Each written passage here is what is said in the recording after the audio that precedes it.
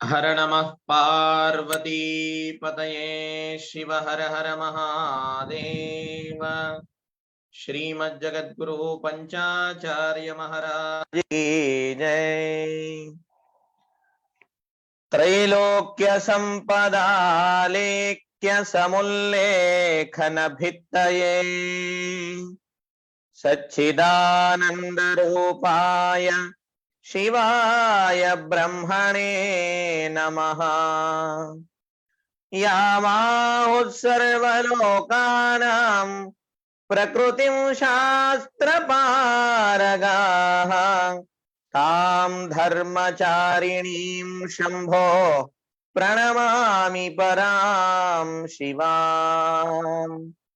ज्ञानादिशक्तियुक्ताय भुक्ति मुक्ति प्रदायिने लक्ष्मी दहिवडीशाय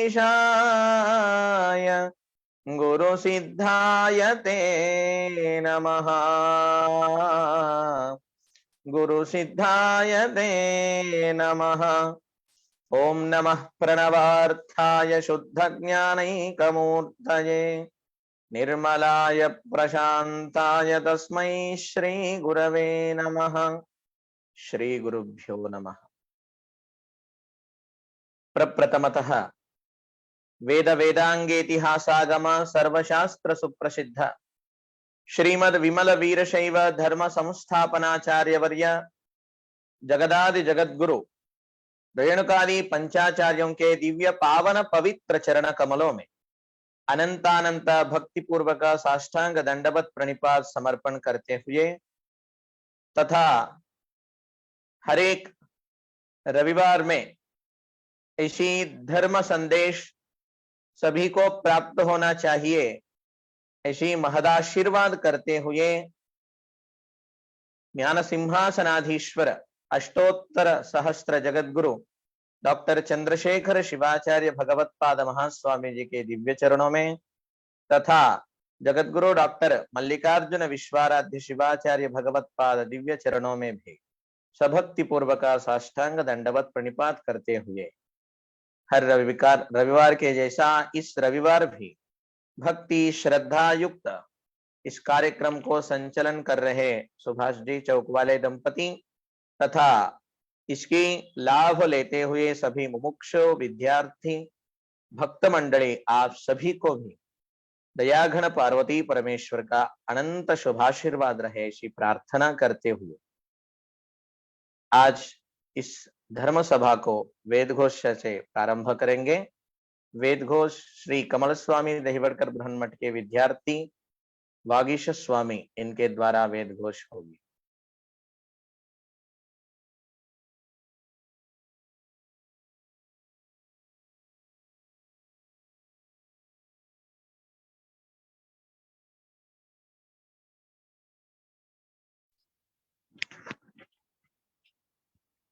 श्री गणेश शारदा गुरुभ्यो नमः।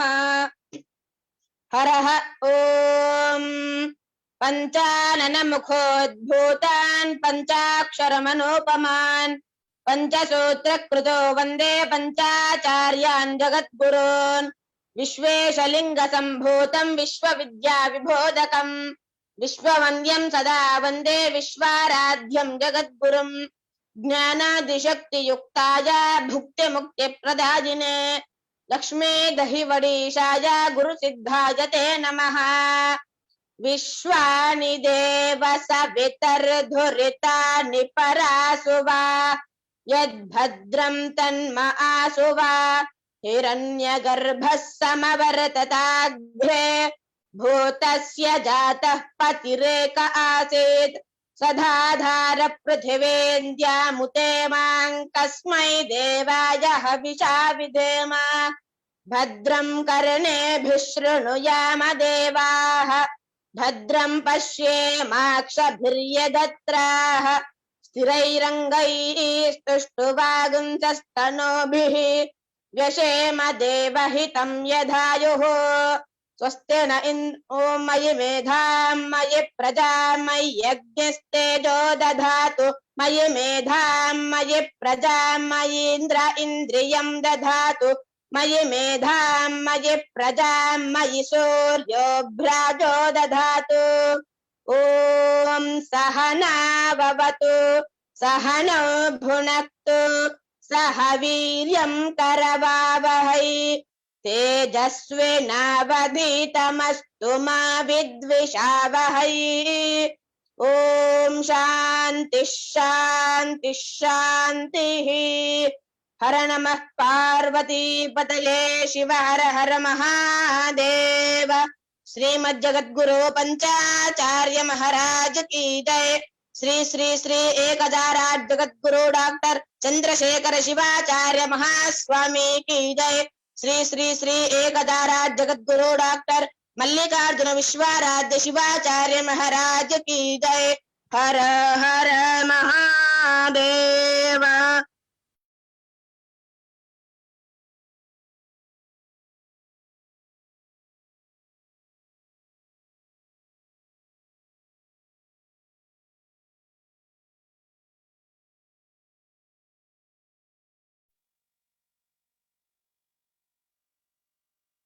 बहुत ही सुंदर व सुस्वर युक्त वेदघोष संपन्न किए छात्र को जगतगुरु महास्वामी जी के अनंत कृपाशीर्वाद रहे, ऐसी प्रार्थना करते हुए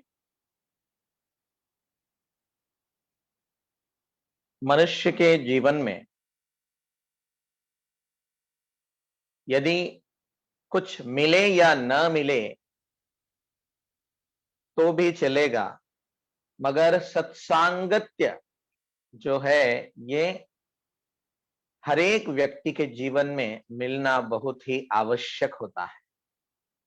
जीवन की उद्धार के लिए, जीवन में प्रगति पाने के लिए, आत्मोद्धार के लिए आध्यात्म रंग सत्सांगत्य बहुत ही आवश्यक होता है।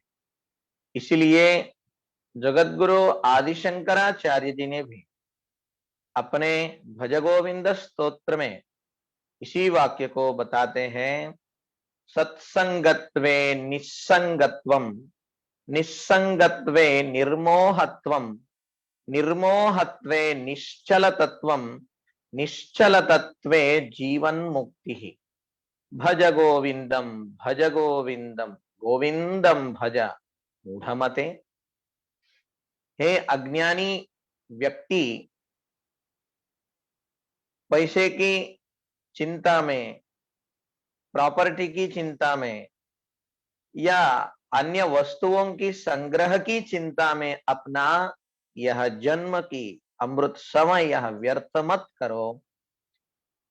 मन में सदैव परमात्मा की भजन करो, उनकी ध्यान करो करके वे कह रहे हैं, सत्संगत्व से यानी सज्जनों का सांगत्य से मन में निस्संगता की भावना उत्पन्न होती है। निस्संगत्वे निर्मोहत्वम, जब किसी का संग ही नहीं होता है तो किसी वस्तु या व्यक्ति में भी मोह नहीं रहता है, निर्मोही हो जाता है। निर्मोहत्वे निश्चल तत्वम, जिसके भी ऊपर मोह नहीं है ऐसा निर्मोही व्यक्ति का मन वो निश्चल रहता है, वो चंचल नहीं होता, समाधान शांति पूर्वक रहता है। और ऐसी निश्चल तत्व जिनके पास है वह व्यक्ति ही सजीव रहते ही मुक्ति को प्राप्त हो जाता है। वही जीवन मुक्तित्व स्थिति है, वह सत्संगत्व से ही प्रारंभ होता है। जीवन में परम लक्ष्य को पाने के लिए सत्संग एक सर्वश्रेष्ठ साधना है। इसलिए हर एक व्यक्ति सत्सांगत्य में रहना चाहिए। साधु सज्जन सत्वृत्ति रहने वाले सदाचार संपन्न व्यक्ति के सानिध्य में रहने पर निश्चित रूप से हमारे बुद्धि में भी एक सत्संकल्प की उदय होता है। उसी से जीवन की उत्तरोत्तर अभिवृद्धि होता रहेगा। मनुष्य की एक गुण ही है, ऐसा है, जैसा वातावरण रहेगा वैसा उनका शरीर धर्म और उनकी मनोधर्म बदलता रहता है। रेल में जाते वक्त उनकी दशा अलग होती है, विमान में जाते वक्त दशा अलग होती है, बस में जाते वक्त अलग होती है, घर में रहते वक्त अलग होता है, ऑफिस में अलग होता है। जैसा वातावरण जैसे लोगों की सांगत्य में आएगा, जिस संग में वो रहेगा, जिस भावना में वो रहेगा, वैसे उनका व्यक्तित्व में निर्माण होता जाएगा। इसलिए सत्संगत्व में रहने से क्या फायदा होता है, तो बताते हैं एक सुभाषितकार, सत्संग या सज्जन की सांगत्य में रहने से गंगा जैसा पापों को धुलाती है और शशीमा यानी चंद्रमा जैसा हमारे उष्णता को, वातावरण में एक उष्णता को दूर करके बहुत ही सुंदर ऐसा चंद्र प्रकाश को ला कर देती है, सब शांत करती है, ताप को दूर करती है।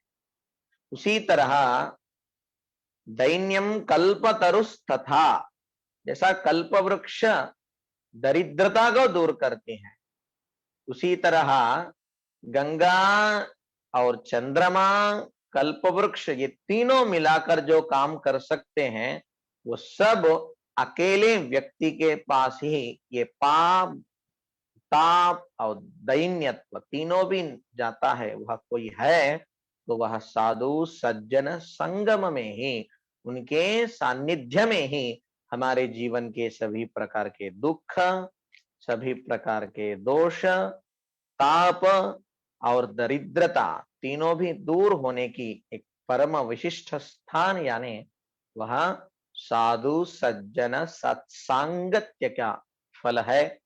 इसलिए ऐसी साधु सज्जनों की सत्सांगत्य की फल से ही जगत के उद्धार के लिए महान श्रेष्ठ ज्ञान भंडार हमें मिल रहा है। अर्जुन कृष्ण संवाद रूप से उस सांगत्य से भगवत गीता जैसी ज्ञान भंडार मिला है और जगत गुरु रेणुक भगवत पादाचार्य तथा महामुनि अगस्त्य जी के सांगत्य से एक श्रेष्ठतम रेणुका गीता यानी अब हम लोग जो सुन रहे हैं, ऐसी सिद्धांत शिखामणि महाग्रंथ प्राप्त हुआ है। उतना ही नहीं, बहुत सारे ग्रंथ सज्जन सांगत्य से ही वह निकले हैं। इसलिए जीवन में, जीवन के उद्धार के लिए, हमारी प्रगति के लिए साधु सज्जनों की सांगत्य बहुत ही अनिवार्य होता है। बहुत सारे ग्रंथ है, मगर जो सरल, सुलभ और सुगम रीति से एक सर्वसाधारण व्यक्ति को भी परमात्मा तक पहुंचाने वाला कार्य यह श्री सिद्धांत शिखामणि के द्वारा हम प्राप्त कर सकते हैं। तो आज हर रविवार के जैसा हम लोग सिद्धांत शिखामणि ग्रंथ की अध्ययन व उसके बारे में विवेचन चल रहा है। तो आप सब लोग भक्ति श्रद्धा युक्त, पिछले रविवार भी आप लोग श्रद्धा से सुने हैं। तो एक एव शिव साक्षात चिदानंदमयो विभुः निर्विकल्पो निराकारो निर्गुणो निष्प्रपंचकः। इस श्लोक के बारे में बहुत विस्तृत रूप से वहां व्याख्यान हुआ है। परमात्मा जगत से पहले अकेले ही थे और जगत उन्होंने रचाया है और उसे चला रहा है, फिर उन्हीं में यह सब विलीन हो जाता है। परमात्मा एक ही है और वो कालातीत है, रूपातीत है, गुणातीत है, विकल्पातीत है। तो वह अकेले ही है। उनके बहुत सुंदर वर्णन शिवयोगी शिवाचार्य जी ने करके दिखाया है। तो एक नीतिकार बताता है, परमात्मा की तुलना करने के लिए और कोई वस्तु नहीं है इस जगत में, इसलिए सर्वातीत कोई है तो वह परमात्मा ही है। जैसा गगनम गगनाकारम सागरम सागरस्तथा, गगनम गगनाकारम सागरम सागरस्तथा, राम रावणयोर्युद्धम राम रावणयोरिव। कहते हैं सागर की उदाहरण देने के लिए कोई और दूसरा सागर दिखा सकते हैं? उसके लिए कोई उदाहरण ही नहीं। समुद्र कैसा है, यानी समुद्र के जैसा ही समुद्र होता है। और आकाश कैसा हो सकता है, इसके लिए कोई उदाहरण दे सकते हैं? नहीं, आकाश के तरह ही आकाश होता है। तो राम रावणों का युद्ध कैसा हुआ था, उसके लिए भी उदाहरण नहीं है। जैसा राम रावण के युद्ध हुआ था वैसा ही युद्ध है। यानी हर एक वस्तु को उदाहरण हम नहीं दे सकते। कुछ वस्तु ऐसे होते हैं उसकी उदाहरण ही नहीं दे पाते।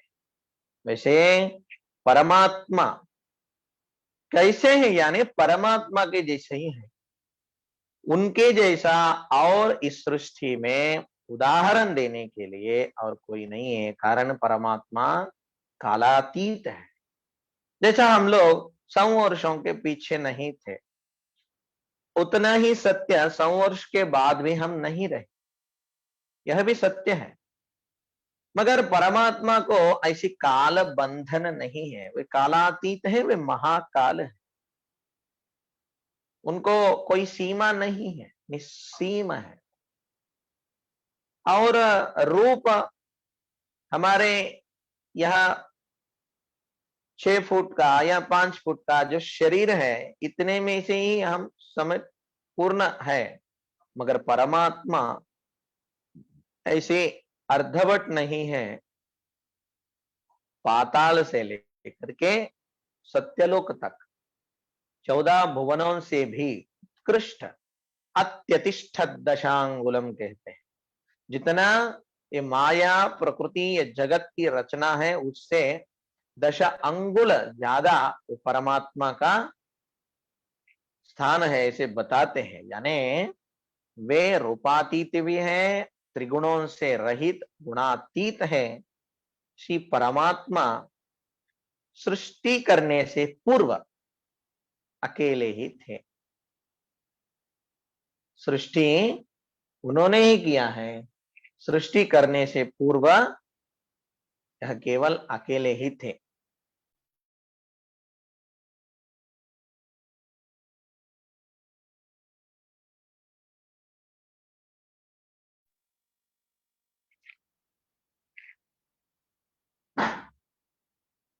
तो एक एव परमात्मा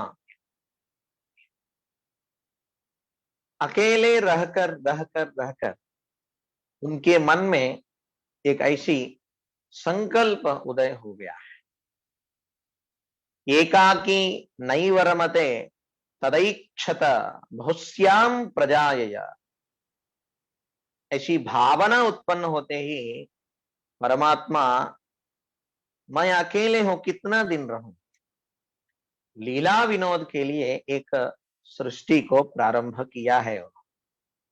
आप लोग भी इसको समझ सकते हैं। एक कमरे में आपको अकेले ही बांध कर रखे या वहां बंद कर रखे, वहां आपको पढ़ने के लिए कुछ नहीं, कोई बोलने के लिए कोई नहीं, कुछ देखने के लिए टीवी मोबाइल इत्यादि कुछ भी नहीं, कोई भी वस्तु वहां नहीं, सिर्फ आप अकेले रहेंगे। कितने देर रह पाएंगे? थोड़े देर के लिए अच्छा लगता हो, बाद में नींद आ जाता है, बाद में उठते हैं तो आप देखते हैं कुछ ना कुछ चाहिए, कोई ना कुछ चाहिए। अकेले रहना बहुत ही कठिन है। ऐसी भावना आते ही परमात्मा एक लीला सृष्टि किया है। और उन्हीं के अंदर यह जैसा माँ अनाद्य विद्या संबंधात तदंशो जीवनाम, उन्हीं के अंदर स्थित जो माया स्वरूपिणी है, जो विद्या है, अविद्या है, ये विद्या जो है परमात्मा से युक्त होकर सदाशिव को प्रकट किया है, और अविद्या जो है जीवात्मा में विलीन होकर वह इस जगत को, इस सृष्टि को आरंभ किया है। ऐसी उन्हीं के अंदर स्थित यह अविद्या के कारण ही मनुष्य जाति इत्यादियों से प्रकट हुआ है। पहले तो परमात्मा अकेले ही था, उनके संकल्प से यह सब कुछ आरंभ हुआ है। ऐसी शिवयोग शिवाचार्य जी ने मार्गदर्शन कर रहे हैं। उदाहरण के तौर पर हम लोग इसको समझने के लिए, जैसा समुद्र के पानी को हम देखते हैं, कितने लीटर पानी होगा उसमें बता सकते हैं कोई? नहीं, क्योंकि वो अनंत जल की संग्रह रखता है अपने पास। सृष्टि में जितना भी जल की यह है वो सब कुछ समुद्र में ही है। तो समुद्र में रहने वाले जल, हर एक बिंदु भी समुद्र ही कहलाता है। इसी तरह परमात्मा समुद्र है, तो उनमें जल बिंदु के स्वरूप जो भी है वह सब कुछ प्राणियां जीवात्मा है। तो जैसे समुद्र में वायु तथा सूर्य रश्मि की प्रभाव से समुद्र की जल भाष्प होकर मेघों में परिवर्तन होकर वहां ऊपर जाता है, और जब वो समुद्र में था तब उसका नाम समुद्र था, जब वो वायुमंडल में तब बाष्प कहे, जब ऊपर उड़ा तब मेघ कहे, उसके बाद जब वर्षा हुई तब उसको वर्षा नाम आ गया, जब भूमंडल में गिरा, वीरी में गिरा तो वीरी बताते हैं, कुआं बताते हैं, और नाले इधर इधर गिरे तो उसको नाम अलग हो जाता है, नदी में गिर गई तो नदी बन जाती है, और फिर कहीं ना कहीं कभी ना कभी किसी ही तरह वहां जहां से निकली समुद्र से, फिर जाकर समुद्र में विलीन होने तक वह रुकता ही नहीं, तब तक उसे शांति नहीं। जब जाकर फिर समुद्र में विलीन होगा तब उसका पुनः समुद्र नाम आ जाएगा, समुद्र के रूप आ जाएगा, समुद्र की दर्जा मिल जाएगी। इसी उदाहरण को हम लोग यहाँ समझ सकते हैं। अनादि अविद्या संबंध के कारण परमात्मा का ही अंश जीवात्मा बन गया है। जैसा वायु की, सूर्य मंडल की, सूर्य रश्मि की प्रभाव के कारण, उनके संबंध के कारण समुद्र ऊपर जाकर नदी इत्यादि रूप धारण करके फिर समुद्र में विलीन हो गया। उसी तरह अनादि जो है अविद्या, उसके संबंध के कारण जीवात्मा परमात्मा से अलग हो चुका है। तो ऐसे परमात्मा का ही अंश है जीवात्मा, ये सिद्ध हो जाता है। भगवत गीता में भी इसी को बताते हैं, ममैवांशो जीवलोके जीवभूतः सनातन। सनातन काल से मेरे ही अंश है यह जीवात्मा, मुझसे ही इनका उत्पन्न होता है, और मुझसे ही यह जीवलोक सब कुछ प्रारंभ होता है। इसी वाक्य को जगत गुरु रेणुका भगवत पादाचार्य जी भी अनादि अविद्या के संबंध से परमात्मा का ही अंश जीव नाम से इस सृष्टि का रचना हुआ है। एक उदाहरण रामायण में भी मिलता है। रामायण की कथा में बहुत सारे मार्मिक आदर्श, नीति बहुत सारे हमें प्राप्त होता है उसमें। तो उसमें एक बार राम और रामदास यानी हनुमान, इन दोनों की संवादात्मक रूप में एक प्राप्त होता है नीति। एक संदर्भ में राम जी ने हनुमान जी को पूछता है, तुम कहा, आप कौन है? तब हनुमान जी इतना सुंदर बताते हैं उत्तर। काम होने के बाद कोई भी आपको, काम सब कुछ होने के बाद आप कौन है ऐसे बोलेंगे तो अच्छा लगता है आपको? बुरा लगता है। मगर हनुमान को बुरा नहीं लगा। वो तो बुद्धिमताम वरिष्ठ, उनका जितने भी बुद्धिमान लोग हुए हैं उन सबसे श्रेष्ठ कोई बुद्धिमान है तो वह बाहुबली हनुमान है। वो केवल शरीर से ही नहीं बुद्धि से भी बलवान है। तो राम जी ने पूछा, तुम कौन हो? तब हनुमान जी ने बताते हैं, देह दृष्टिया तो दासोहम, जीव दृष्टिया त्वदंशकः, आत्म दृष्टिया त्वमेवाहम इति में निश्चिता मतिः। जो दिख रही है ऐसी शरीर की दृष्टि से यदि आपको उत्तर देना है तो आप मेरा मालक है और मैं आपका दास हूं। देह दृष्टि से आपको मैं दास हूं। जीवात्मा की दृष्टि से यदि कहना है तो आपकी ही अंशमय हूं। यदि आत्मदृष्टिया मेवाहम, आत्मा की परिकल्पना से यदि बताना हो तो आप खुद को जो समझ रहे हैं वह भी मैं ही हूं। आप जो है वही मैं। ऐसे 3 प्रकार के उत्तर राम जी को हनुमान ने देते हुए एक संवाद दिखने को मिलता है। तो यहाँ पर हम समझ सकते हैं देह परमात्मा ने दिया हुआ वरदान है और जीव परमात्मा के ही अंश है। और जो मैं अहम अहम कहते हैं वह और कोई नहीं, यह शिव परमात्मा ही है। वैसे एक सुंदर उपदेश को रामायण में भी बता रहे हैं।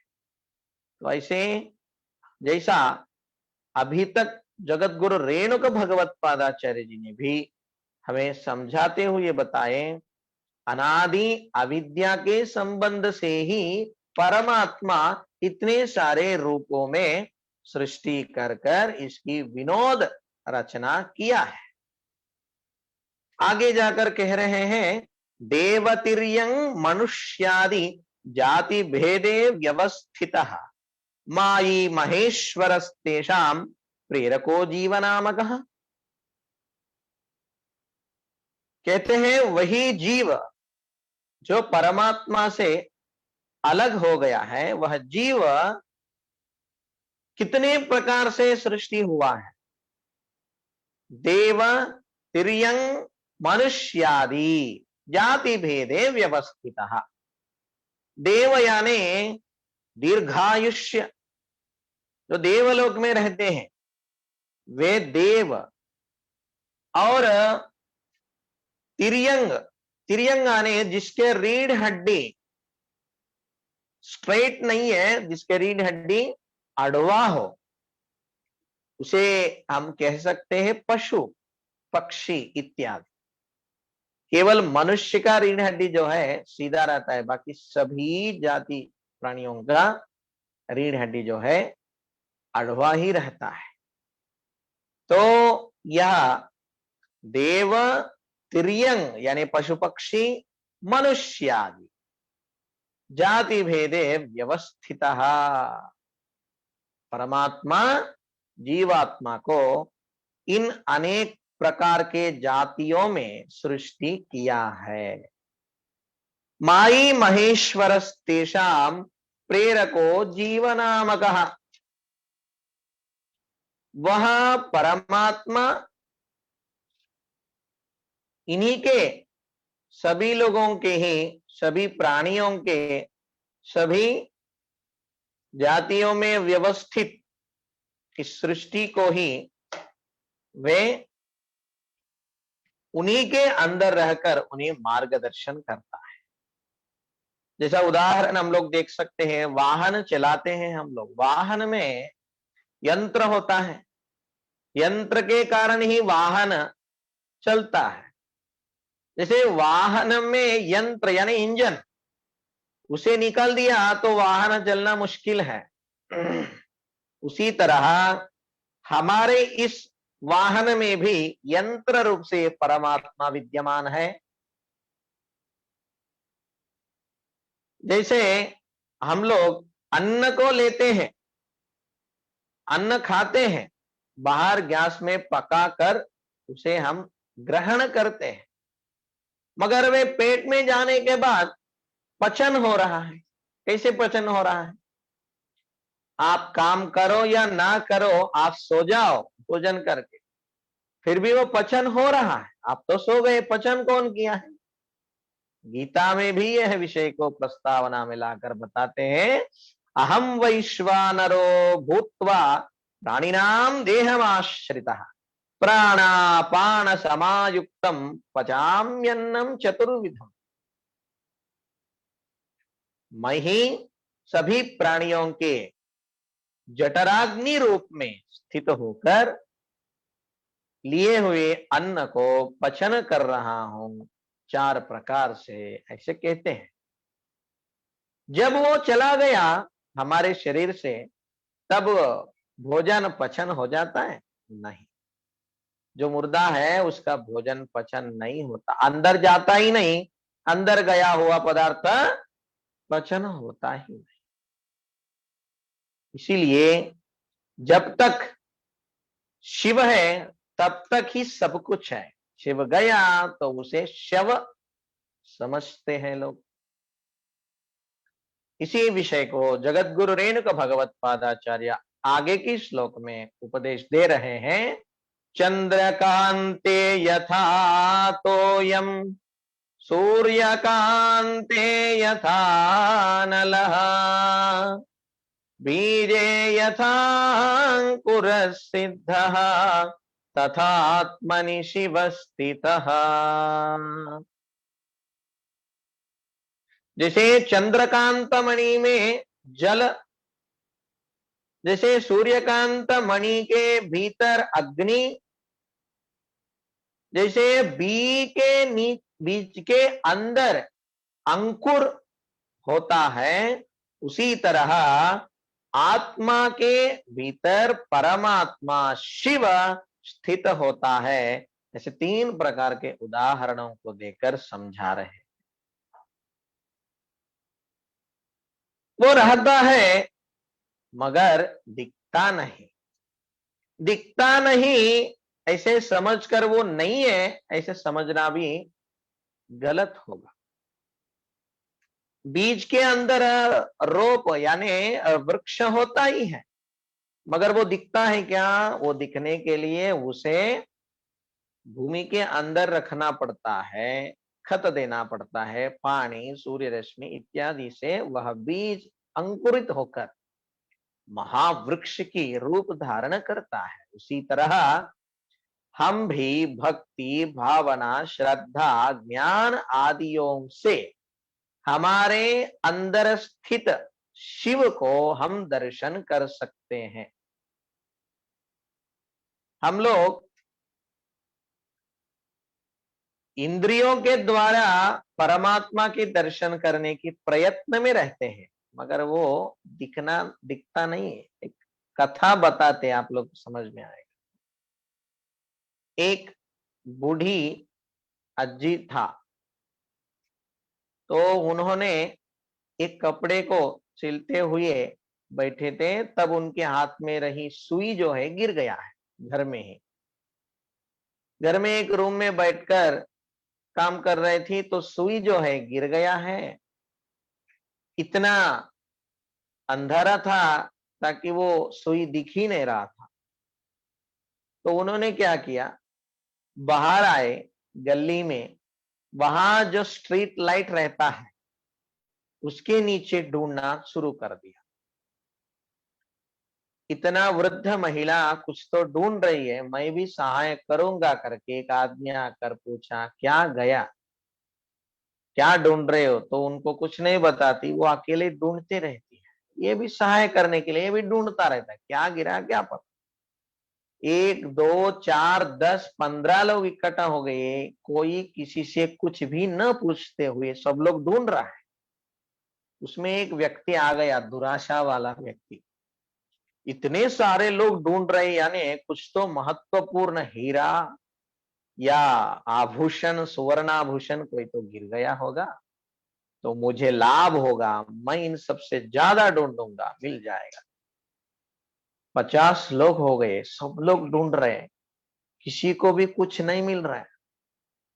वो जो दुराशा वाला व्यक्ति है वो जाकर के पूछा है, कौन पहले आए यहाँ ढूंढने के लिए? तो वो महिला बोली, मैं आया। क्या ढूंढने के लिए आए हो ये तो बताओ।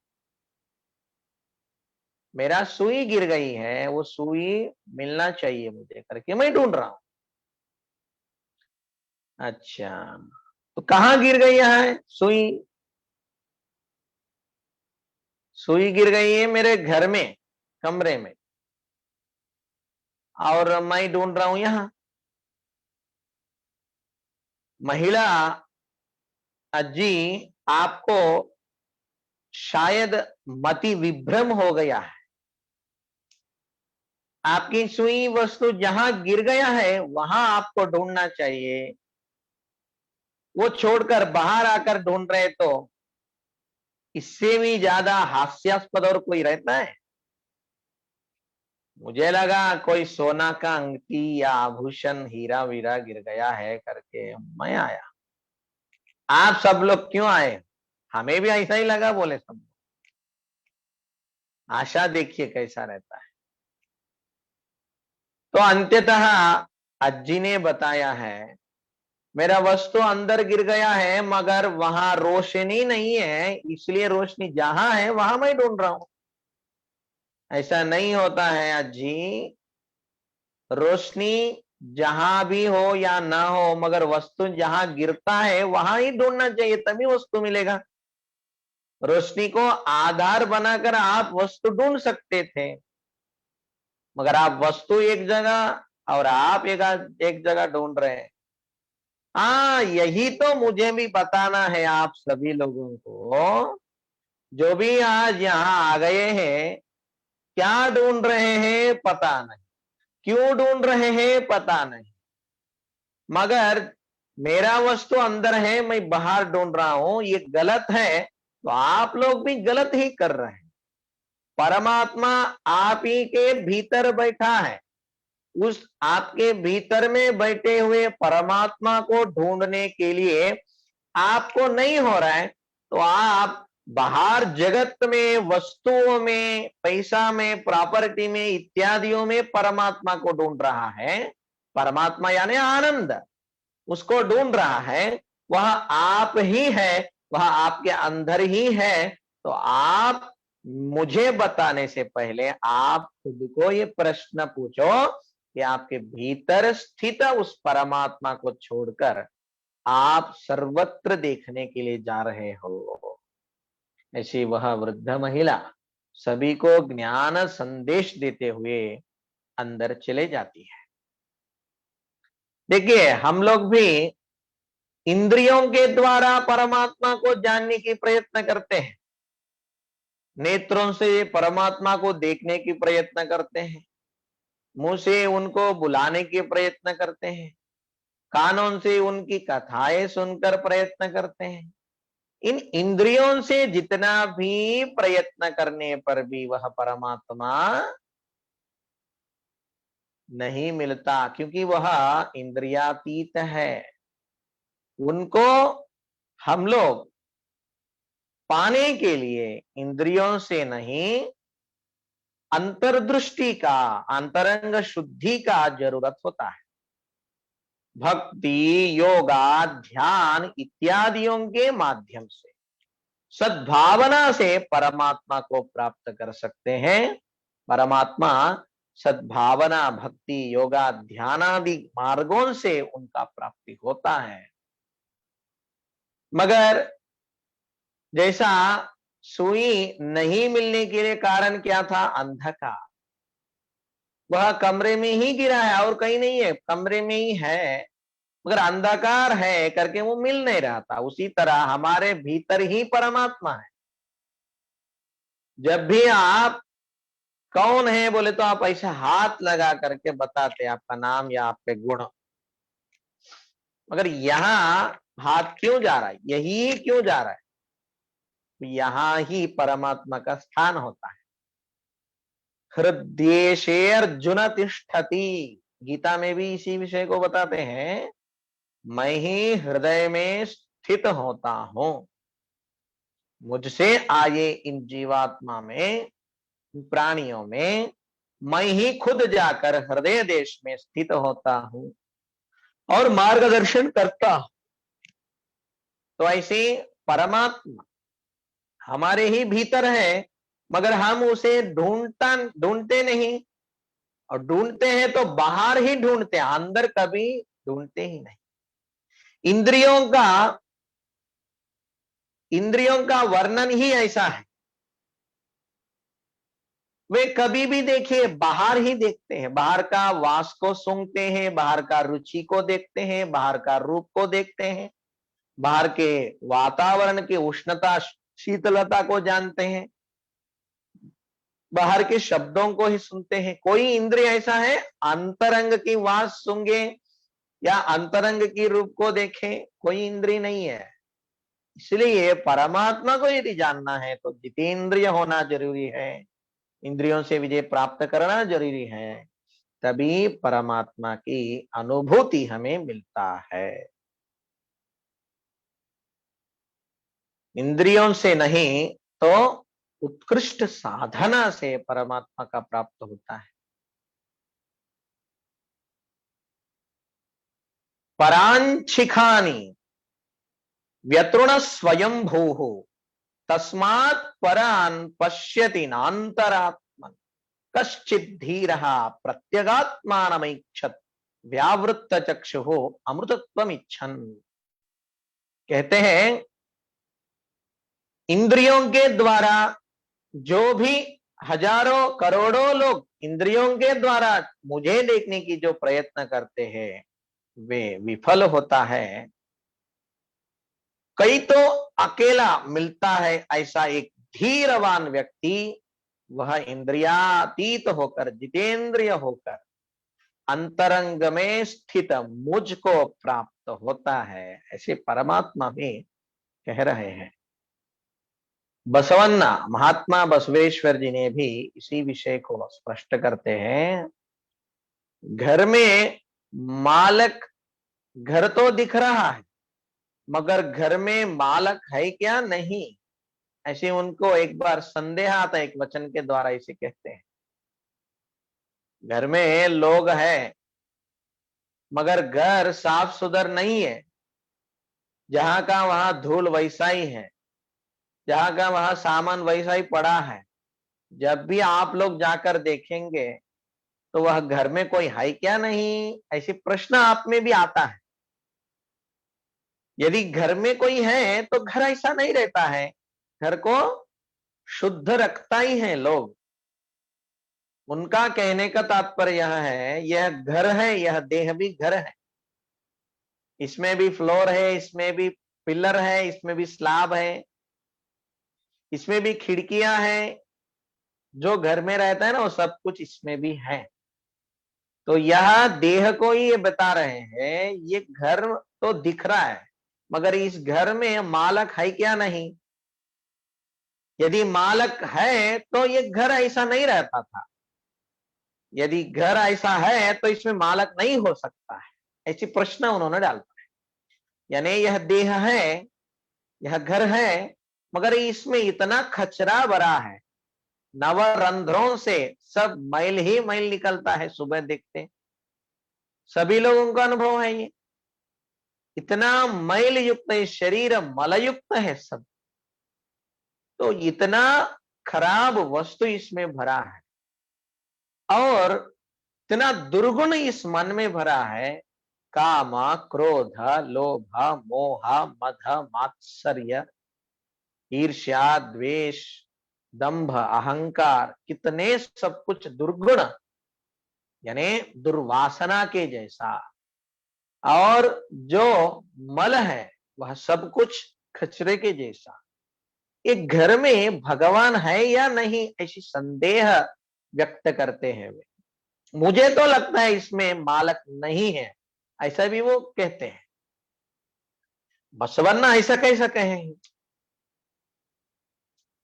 पशु में भी, पक्षियों में भी, शूद्रों में भी, श्रेष्ठों में भी, सर्वत्र सभी में परमात्मा का अंश होता है, ये तो कहना चाहिए था, मगर ऐसा कैसा कहे है? इसका अर्थ ऐसा है, भगवान है तो वो साफ सुथरा रहता था, मालक है। मालक नहीं है करके सब कुछ गंदा हो रहा है। इसका अर्थ यह है, जो घर में बैठा है वह मालक मालक के जैसा नहीं रहा, ये उसका अर्थ है। मालक नहीं है यानी मालक अभी नहीं रह चुका, वो एक भिखारी बन गया है। उनके अनेक जन्मों के संपादित पाप कर्मों के जो वासना है उसके जंजाल में फंसकर, उस माया में फंसकर यजमानत्व की दर्जा भूल गया है और दास बन गया है यजमान। मालक यदि नौकर बन गया तो व्यवस्था कैसे चलेगी? हम जो है इंद्रियों का राजा है, बुद्धि का राजा है, मन का राजा है हम। यानी मैं ऐसे शब्द जहां जहां आप उपयोग करते हैं वो आप जो है मन आपकी दास है, इंद्रिय आपके दास है, बुद्धि आपके।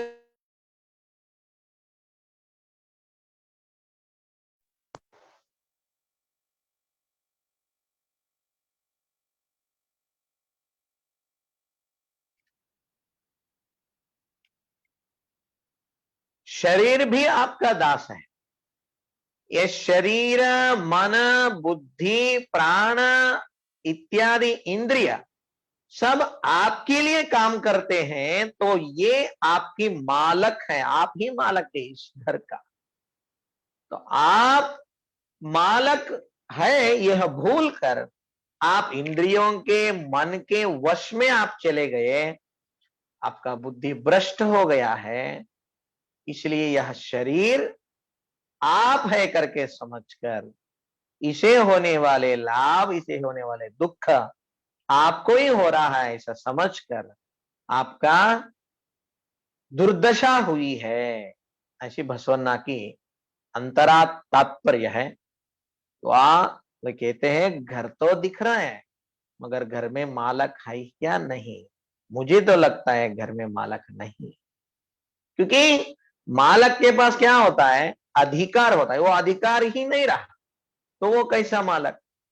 जैसा जीव कहता है जो मांगता है वो चाहिए, वो नहीं मिला तो दुख, वो मिल गया तो ज्यादा खाकर फिर दुख। जो दिखता है वो चाहिए, वो मिला तो आनंद, नहीं मिला तो दुख, मिल भी गया जब चला जाएगा इसका दुख। तो ये हमारी दासत्व है। इस दासत्व से हम पुनः यजमान स्थिति में जब जाएंगे तब हमारे जीवन की धन्यता प्राप्त होगी। इसी विषय को, जैसा बीज में अंकुर होता है वैसा हर एक प्राणी में, हर एक जीव में, इस सृष्टि में अणु, रेण, तृण, काष्ठ सर्वत्र शिव विद्यमान है। इस विषय को स्पष्ट करते हुए आगे जाकर वे अगस्त्य महामुनि प्रश्न करते हैं, ऐसे जीवात्मा भिन्न भिन्न प्रजातियों में जन्म मरण आदियों में, भव बंधन में गिरने की कारण क्या है? सब एक ही जाति में आना चाहिए था, इसे भिन्न भिन्न जातियों में क्यों आ रहा है?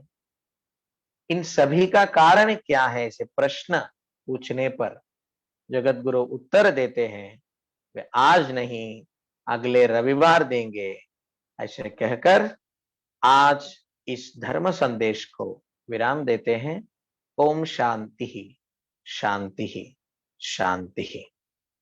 इस धर्म संदेश को भक्ति श्रद्धा युक्त जो कुछ भी भक्तगण, मुमुक्षु, विद्यार्थी श्रवण कर रहे, आप सभी लोगों को आपकी उन्नत स्थिति हो, ऐसी मंगलमय कामना करते हुए जगत गुरु रेणुक भगवत पादाचार्य जी के दिव्य चरणों में इन वचनों को समर्पण करते हैं। हर नमः पार्वती पतये शिव हर हर महादेव। ओम तत्सत।